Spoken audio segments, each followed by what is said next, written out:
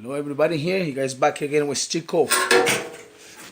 So we're working today on Ford Focus 2008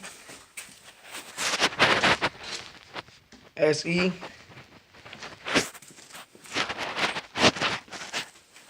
So today I'll be working and we're gonna replace the,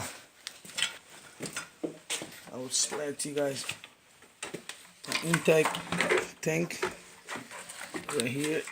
This one is the old one. That's the new one. I also am going to replace the gaskets. I'm going to put new sensors everywhere.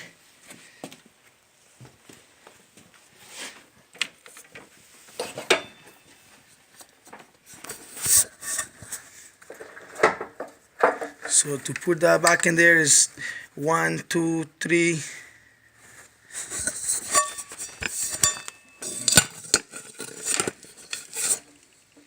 Okay, to take it out, you have to remove 10 balls. 1, 2, 3, 4, 5, 6, 7, 8. Oh, 9. No, fuck, you're still too high.